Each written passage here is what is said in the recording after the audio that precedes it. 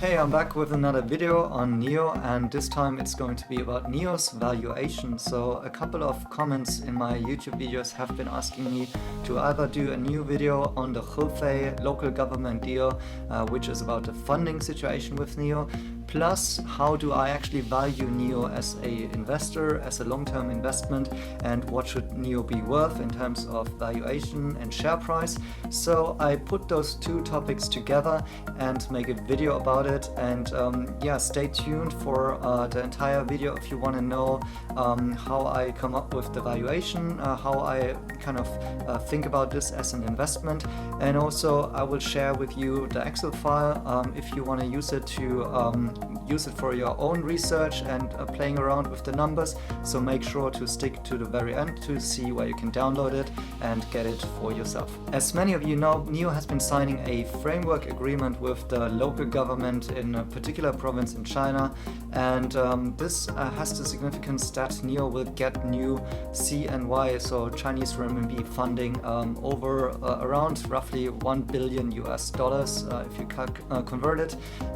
So that's a big deal for NIO, and that's actually one thing that is very, very necessary. And as I pointed out in my last video, that's the only news that you should currently be watching regarding NIO, because this deal is super important, and as many people are unaware of, this deal is not finished yet. There is no such thing as a signature yet. It's only a framework agreement. But in my last video I was already kind of positive about this deal, because for one, you had this presentation where the management team of NIO plus the Hefei local government representatives have been together on the table and signing this framework agreement, which I think already shows publicly some commitment.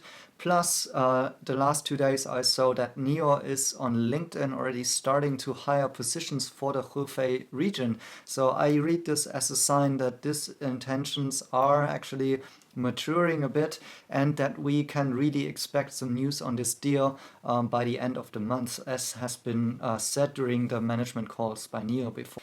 Now the thing is that we don't really know what is going to be in the agreement. We only know that, well, partly the production should move to Hefei, and also that there will be some local funding coming in, and that possibly we'll get a factory for NIO, and that's all it. Most of it is speculation for now.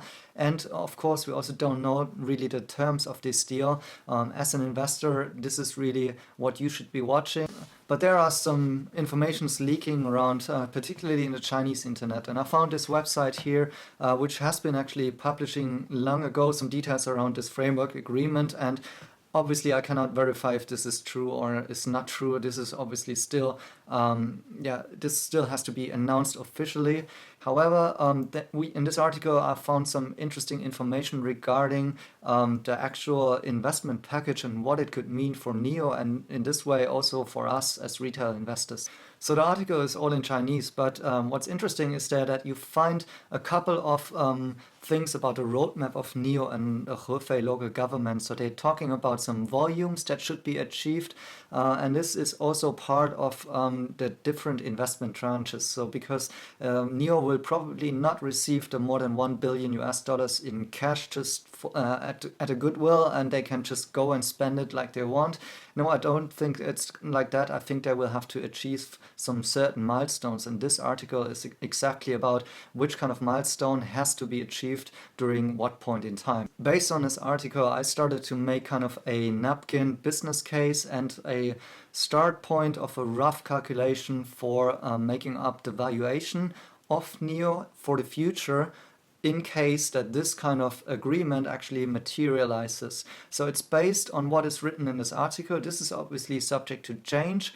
However, these are the points that we can actually right now think or speculate about, and they should be verified by the end of the month of what is actually happening. But what I want to do now is to explain you this kind of napkin business case, and as the description already says, this is kind of a really rough scheme of, calculating what's going on in the business with with NIO in terms of numbers of revenue, of cost, of profit, and thereby also making some assumptions about a possible valuation. And all of this based if this Hefei government agreement comes into place. So it's important for you to keep in mind that this is all a potential scenario of what could be, and it is by far not covering the entire truth or the reality of NIO's businesses. It's a very condensed model and framework, but I think this kind of a napkin business case is actually a nice skill set for you to learn as a retail investor, or to talk about and to debate about, because it gives us some ideas around what kind of arguments need to hold true in order to argue for a certain kind of a share price. So let's jump into the Excel sheet. So what I did here is I started with the year 2019 and up to year of 2025. So this is also the outline that has been discussed in this newspaper article. And what they mentioned is that they are expecting that NIO makes around 15 billion RMB, so Chinese yuan, in revenue in 2020 in order to receive the first, or in order to get the funding, or how the funding should be used. And it outlines that by 2025, the entire revenue of NIO should actually be close to 140 billion renminbi. So that translates into $2 billion of revenue by 2020 and around $20 billion in revenue around 2025. And regarding the revenue, there's another requirement that the article talks about, which is that the Hefei government requires NIO to make more than 420 billion renminbi in revenue by during the entire time from 2020 to 2025. So that's roughly 60 billion in revenue. And they also mention in the article that the range of models that NIO is offering under the brand NIO should grow to 3 by 2020. Currently they have 2 models, the ES6 and the ES8. And additionally, they should also offer up to 8 models till 2025. So this already gives you a little bit of a sense of what this Hefei government agreement would imply in terms of a growth scale, but also in terms of revenue and what kind of requests the government has in order to make this investment. They also certainly expect NIO to reach a certain amount of revenues in order to, for instance, pay taxes locally. So as I only knew those kind of anchor points, I started modeling the years in between and kind of filling the gaps. So in the beginning, we are for 2020, we know the numbers from this article. That would mean like a 90% growth year on year based on 2019. And then for the next years, I was expecting another 100% in growth for 2021, and then going a little bit down with the growth around 67%, 60%, and 38%, and arriving at around 20%, 27% of growth by 2025. And thereby kind of, splitting the revenues over time and achieving this cumulative amount of more than 420 billion RMB that needs to be materialized in revenue during that period of time. The next thing I did is to calculate something backwards regarding the average sales price, and also regarding how many cars this would possibly imply in terms of volume. How many cars would NIO have to sell in order to reach this kind of revenue? And what I did is I just started working with the average of the average sales price that we have based on the 2019 numbers. And then this is actually one of the negative trends that I'm currently seeing in NIO's business, is that the average sales prices are falling down with the introduction of the ES6, and also I think might be implied by the marketing activities that NIO is doing, so possibly lots of discounting, lots of referrals and stuff like that. This definitely has some negative implications on the average sales price that NIO can offer for the cars. But yeah, in the future, if we talk now about that, we increased the range from 3 to 8 models. I'm actually expecting that NIO will thereby also try to go more into the mass market and offer some maybe lower priced models in order to extend on the range. Currently, they're all SUVs and pretty premium. So I guess there are also some lower priced models in the future. And thereby I'm calculating here with a further declining average sales price and coming down to around $40,000 per car sold in 2025. And that is more or less what we're currently seeing from Tesla. And given that, if we just calculate the average sales price divided by the revenues that is expected by the local government, we can see that up to 2025, NIO is expected to sell around 500,000 units. And judging on the market here, I think that the market can definitely take up such kind of a volume. 500,000 units, this is around what Tesla sold in 2019. So in 5 years' time, I think NIO should definitely be able to sell this kind of amount of cars into the Chinese market. I actually think that could be a little bit higher, depending on how well the business scales and so on. However, I don't think that this is kind of overestimation in terms of what the market has to offer. I actually think there would be much more possible. So the next thing that I calculated was the gross margin, and this has been negative for the last couple of months, and that's particularly bad because NIO is a premium provider of electric cars. So actually they're pretty high priced and they should be possible to make a profit on each of the transactions. However, NIO couldn't do that so far, and that has various reasons. One reason is that with the economic downturn and the struggles that NIO had with the battery explosion scandal and so on, the volume went drastically down, and this meant that NIO also couldn't reach the sales volume that they have actually estimated before, and thereby they had really bad negotiation terms with their car producers. And this leads to the next reason, which is that one of the weaknesses of NIO in terms of the business model is that they are not a OEM or a car manufacturer themselves. They outsource the manufacturing, for instance, to a GAC. So there's another third-party supplier who are actually building the car, and NIO is just the kind of the brand which is selling the car. So that means they have smaller margins here, and they can only grow those margins if they either get better negotiation terms, have higher sales prices, or if they start having their own factory. And this has been in 2019 has been a collapse in the share price when actually NIO announced that they are not going to build their own factory. So now the interesting part is that during the latest earnings calls, NIO has been announcing that they are looking towards a positive gross margin in the next couple of quarters, and even a 2-digit positive gross margin by the end of 2020. So in my model here, I have been a little bit more conservative about that because, well, just to give it a little bit of room to play here. Maybe they managed to get to positive gross margins within 2020, but maybe the overall year still stays around about 0. So that's what I entered here in the model. But then reflecting that NIO is improving in, working on all of those different levers and leverages they have in order to improve the gross margin. And then, I'm calculating with 5, 10, 15, and 20% gross margins throughout the next coming years.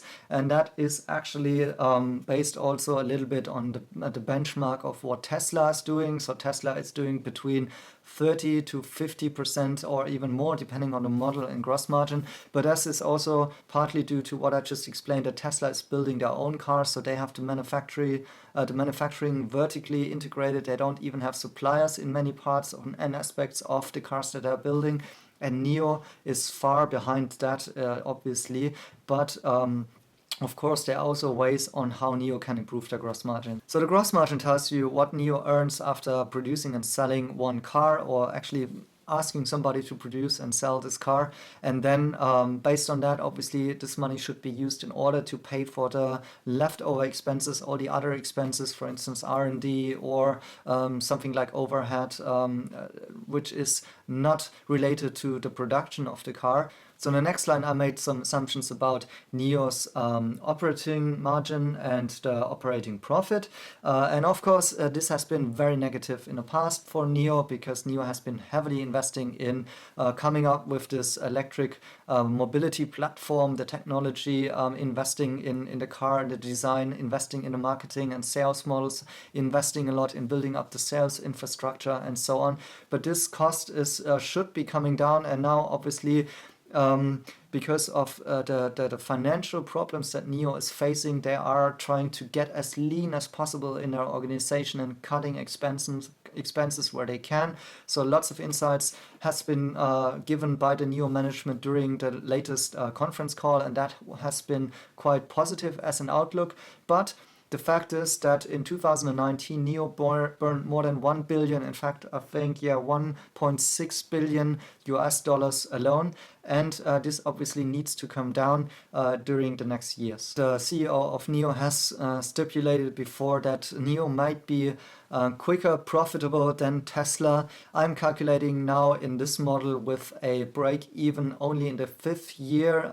So in 2024, we see the first operating profit of around $0.3 billion, and by 2020 of $1.59 billion as an operating profit, and that would reflect a total operating margin of around 8%. And given those assumptions, that would also mean that NIO would need to burn through around another $5 billion in capital until they actually get those profits that will pay for everything. So now these are the biggest assumptions, on a time frame of 5 years, and regarding the revenues, regarding some costs, and actually the gross and operating margins. And now it's time to make up the valuation model based on this. So I'm trying to get into the minds of investors, like institutional investors or the bigger investors that are actually moving the share price. And what we usually have to talk about here are what kind of multiple do you give a company, and the multiple usually reflects like what are investors expecting of a company to produce in revenues, or not even revenues, maybe even or rather than revenues, also in profits, and you also need to scale or project them into the future. So usually if you have a more stable business, a more traditional business, investors would usually give a company a multiple of around, let's say, 10 or something. If they say, well, they have got $1 billion in revenue, so the business would be worth $10 billion. If I would buy it, I would be buying it for this amount of money. But here we're talking about a very fast growing startup. So we are talking with growth rates here in the beginning of more than 100% year on year. And then even in the last year, 25% year on year growth is still very, very high. So you need to actually project more into the future and actually reflect that in the multiples. So for startups, it's not unusual to see multiples that exceed a 10 times multiple by a far amount. So there are some investors who give like 30 or 40 times of the multiple of their profits. So this multiple is really a tricky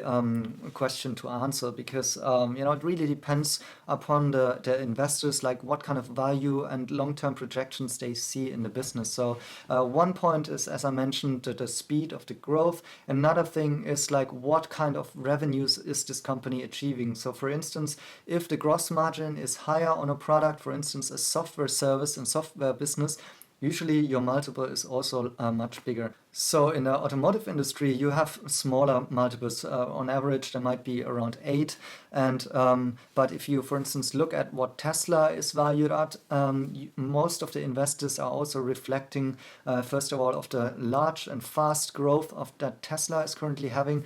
Plus that Tesla is not only a car manufacturer, but also a software business, really good at software. You have also the autopilot, and you have also the energy business and stuff like that. And here with NIO, you have a similar situation that NIO is, they even call themselves more a lifestyle company than actually a car company. So, as a matter of fact, they're not producing the cars by themselves. And NIO is really popular or famous for actually introducing lots of innovative innovative services around the car, which are more mobility oriented and that are kind of more familiar to a software kind of service model. So because there is a very large way of interpreting it here, I have been starting to run a couple of scenarios here. So basically it's 3 scenarios with different multiples in order to give you a little bit of a range and also to play around with what could be an outcome of such a multiple. But one more thing that we need to consider here is that we also need to actually calculate the share price, and therefore we also need to consider that NIO possibly needs more funding in the future. So as I calculated here, they would need roughly more than $5 billion in order to actually survive this 5 years period of time. And well, it's up to this debate of whether this will be raised, by issuing convertible bonds, which have maybe no implication on the share price, or raising it by giving out new shares or something like that. So in my model, I've been more conservative here.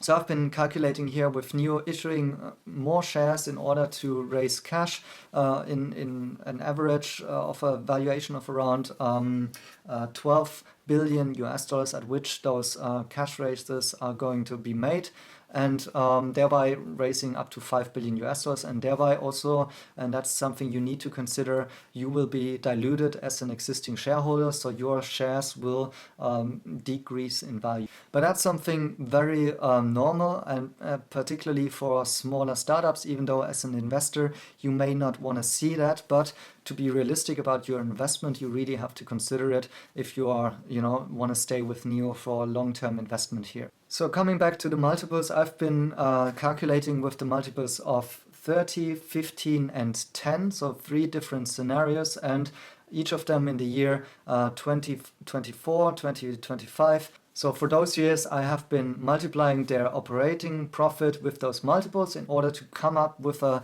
valuation of the business. And as you can see here, investors would probably look at the year 2025 because that's where the break even has already more than kicked in, and also this is the timeline for this Hefei agreement.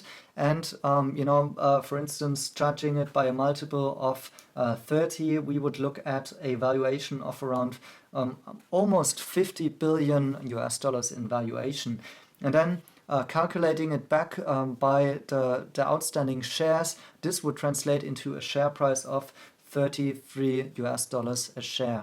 If we are more conservative regarding the multiple and give it a multiple of 15, which is still higher than an automotive business, a traditional automotive business, but obviously not reflecting a full growth, a fast-growing startup anymore, we would land here at a valuation around $24 billion and a share price reflected here around $16 a share. Or if we are very conservative with a normal multiple of 10, this would reflect around $16 billion in valuation and $10 or almost $11 as a share price. Now this gives you kind of a range for each of those multiples and for those different scenarios. And the first scenario is, the multiple of 30 and anticipating high growth projections, the growth of the service business and also the growth of the margin. So everything is becoming better and more positive. The second scenario with the multiple around 15 would assume that, we have some high growth projections there, but we base it more like on automotive OEM margins more or less. And the last model would be with a multiple of 10, like just modest growth projections and OEM-like margins or lower than OEM margins. But additionally, what NIO can show here are the service businesses that also generate higher gross margin incomes. And then what you could also do for each of those scenarios, which I've just done here, is to make the average between the years 2025 and 2024. So obviously 24 is much less in revenue, therefore also much lower valuation, but it gives you kind of a safer average here, because what you need to know is also that, of course, investors are looking into what could this business ultimately be worth at 2025. But there is obviously also lots of risk involved in that, and you want to get be even more conservative even within each of those scenarios. And as well, you cannot just jump into saying, well, if the Hefei government deal gets signed and everything comes into place like that, NIO is immediately worth the following amount of, what it could be worth in 2025. No, it will work differently. The share price would then only grow step by step into, this bigger picture whenever NIO is, for instance, in conference calls or so on, kind of assuring the investor assumptions that are based in this model currently here. That, for instance, the gross margins are turning positive, that the volume is being met, and also in general that, for instance, there is not a bigger crisis, for instance, where investors start to decrease the valuations of companies in general, or people stop buying electric cars, or bigger effects like there are no incentives anymore to buy electric cars. All of those factors can come into play. But obviously, it gives you some guidance if you have a napkin investment business case like that into what have investors in mind and what could be possibly the share price in the future for NIO. So how do I use that? Well, in general, I use it because I like to invest in companies that can give me up to 10x of my initial investment. And it's really rare to find such companies that can grow at such a big pace and also that, can multiple your money within a particularly short amount of time here of 5 years that we're talking about. So traditional old established businesses usually cannot do this, and that's might be the safer investment. But here NIO would reflect one investment that could potentially be very rewarding. However, it's at the same time also a very, very risky business. So I have a range of investments which are more conservative, for instance, investing in some funds or ETFs, but that's not what my channel here is about. My channel here is about talking more about, innovation from China and some interesting businesses, and particularly also investing with a little bit of, let's say, gamble money into some of those really young startups that have a high potential, high growth potential, but obviously they could also fail. And for me personally, it's very interesting to do that because, it feels a little bit more that you can actually buy even a startup at the markets, which is usually only possible for really high net worth individuals that are, for instance, angel investors in companies that are unmature. So, and we can kind of learn from those kind of angel investors or VCs that are trying to build up a portfolio of different companies in which possibly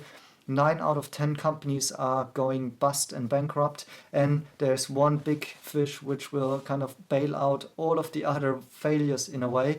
But here, obviously, such kind of a napkin investment case kind of can basically help you to formulate your strategy, your investment strategy, what could be your potential outline here, and make yourself think about how realistic is it that those kind of assumptions are actually met during the time that you are being invested.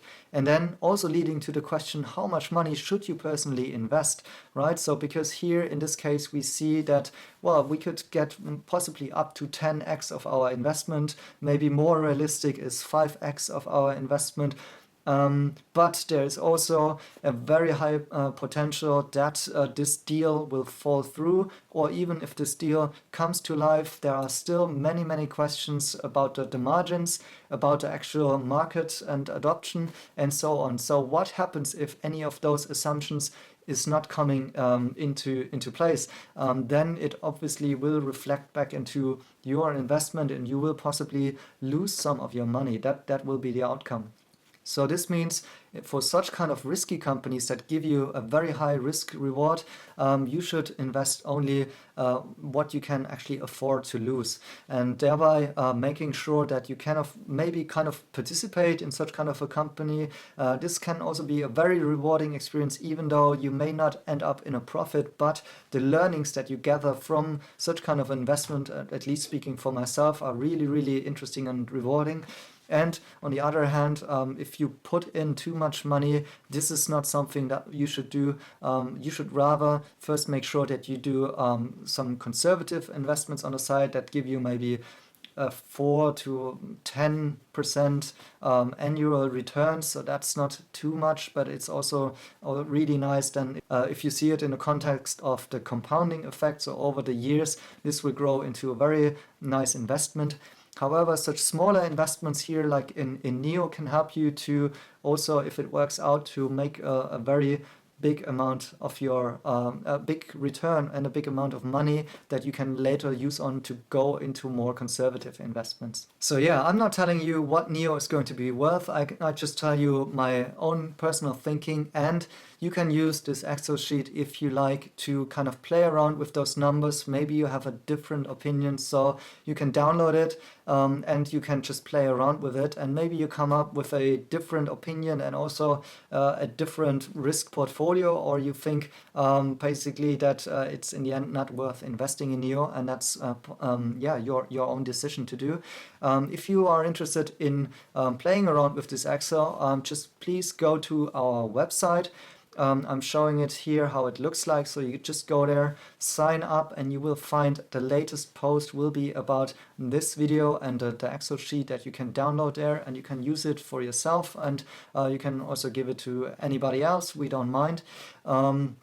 And yeah, within our network you also find more interesting information about what's going on in China, you know, those kind of investments and trends that we are covering. You can also find the same Excel sheet actually at our Patreon.